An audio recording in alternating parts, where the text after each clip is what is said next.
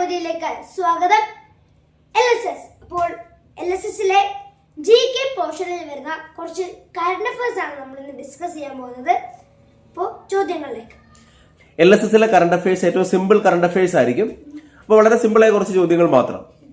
ലോക chess champion ആരാണ്? D Gukesh ആണ്. അതിന് മറ്റൊരു പ്രത്യേകത കൂടി ഉണ്ടല്ലോ.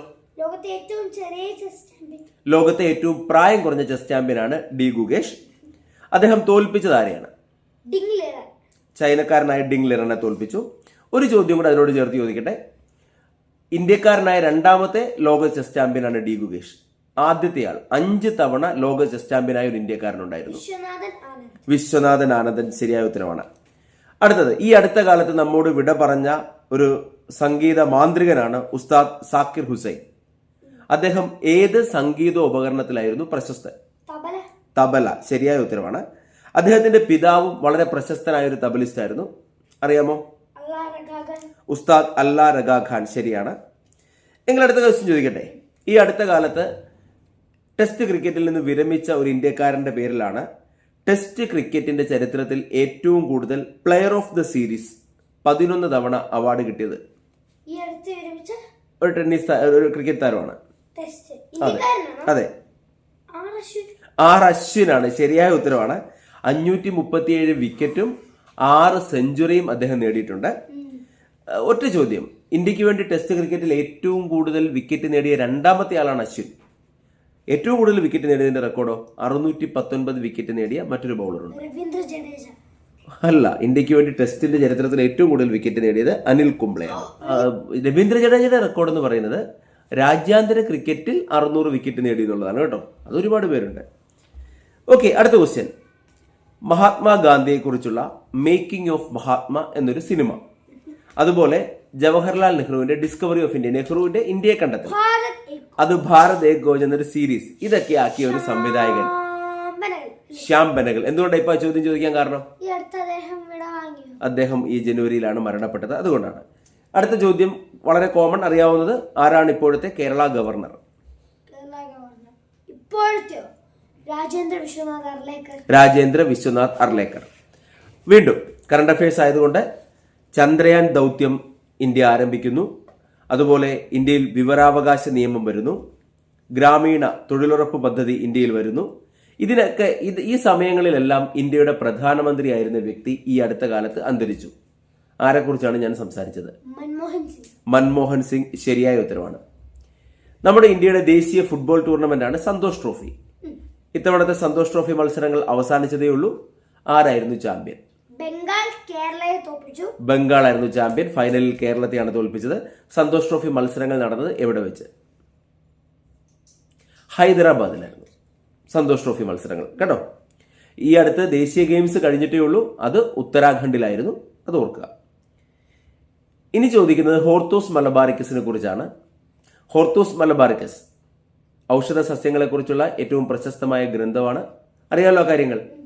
ആ ഹോർത്തൂസ് മലബാറിക്കസിനെ മലയാളത്തിലേക്ക് തർജിമ ചെയ്ത സസ്യശാസ്ത്രജ്ഞൻ ജനുവരി മാസത്തിലാണ് മരണപ്പെട്ടത്. എന്താണ് അദ്ദേഹത്തിന്റെ പേര്? Doctor KS Manilal. ആരാ? മണിലാൽ. ഇത്തവണത്തെ അർജുന അവാർഡുകൾ, സ്പോർട്സുമായി ബന്ധപ്പെട്ട അർജുന അവാർഡുകൾ പ്രഖ്യാപിച്ചപ്പോൾ ഒരു മലയാളിക്ക് അർജുന അവാർഡ് ലഭിച്ചിട്ടുണ്ട്. ആർക്കാണ്? സാജൻ പ്രകാശിന് നീന്തലിൽ. ഖേൽരത്ന അവാർഡ് കിട്ടിയത് 4 പേർക്കാണ്. ഡി ഗുഗേഷ്, മനു ബക്കർ, ഹർമൻപ്രീത് സിംഗ്, പ്രവീൺ കുമാർ.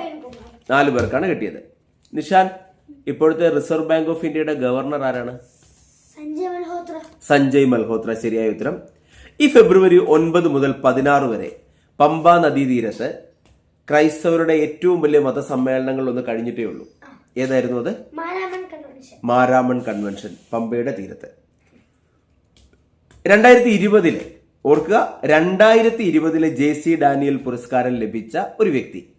അദ്ദേഹത്തിന്റെ ആത്മകഥയുടെ പേര് ഏകാന്ത പഥികൻ ഞാൻ എന്നാണ്. ആരാണ്? പി ജയചന്ദ്രൻ. എന്തുകൊണ്ടാ ക്വസ്റ്റ്യൻ? മരണപ്പെട്ടത്. ഇത്തവണത്തെ JC ഡാനിയൽ പുരസ്കാരം കിട്ടിയത് ആർക്കാ? മറക്കരുത്, ഷാജിയൻ കരുൺ. സ്കൂൾ കലോത്സവം ഇപ്രാവശ്യം നടന്നത് എവിടെ വെച്ചായിരുന്നു? തിരുവനന്തപുരത്ത്. ആരാണ് ചാമ്പ്യന്മാരായത്? തൃശ്ശൂരാണ് ചാമ്പ്യന്മാരായത്. ഇപ്പൊ മഹാകുംഭമേള നടന്നുകൊണ്ടിരിക്കുകയാണ്. എവിടാ? ഉത്തർപ്രദേശിലെ പ്രയാഗ്രാജിലാണ്. എത്ര വർഷം കൂടുമ്പോഴാണ് മഹാകുംഭമേള നടക്കുന്നത്? 144 വർഷം. പൂർണ്ണ കുംഭമേളയാണെങ്കിൽ 12 വർഷമാണ്. അമേരിക്കൻ പ്രസിഡന്റ് ആരാണെന്ന് ചോദിക്കുന്നതിൽ അർത്ഥമില്ല. ആരാ? റിപ്പബ്ലിക്കൻ പാർട്ടിക്കാരനാണ്. എത്രാമത്തെ പ്രസിഡന്റാ?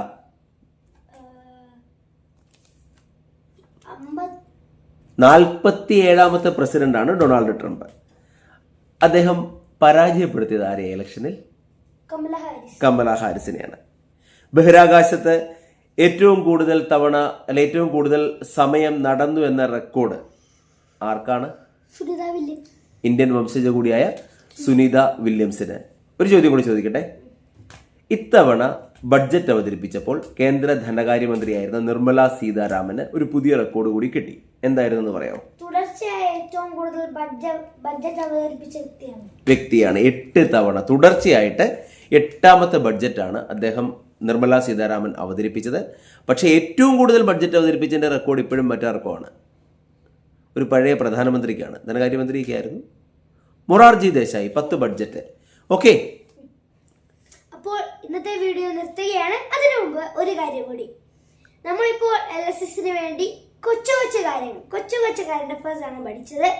പക്ഷേ കൂടുതൽ കറണ്ട് അഫയേഴ്സുമായി ഞങ്ങൾ ഓരോ ആഴ്ചയും പുതിയൊരു സീരീസ് തുടങ്ങിയിട്ടുണ്ട്. അതിന് കുറച്ച് എപ്പിസോഡൊക്കെ വന്നു പത്രങ്ങളിലൂടെ. കാണാത്തവർ ഉടനെ തന്നെ കാണാം. അടുത്ത എപ്പിസോഡും കാണണം, മുമ്പ് വന്ന എപ്പിസോഡെല്ലാം കാണണം. അപ്പോൾ അടുത്തൊരു വീഡിയോ കാണുന്നവരെ ബൈ. സ്നേഹപൂർവ്വം കോട്ടയത്ത് നിന്നും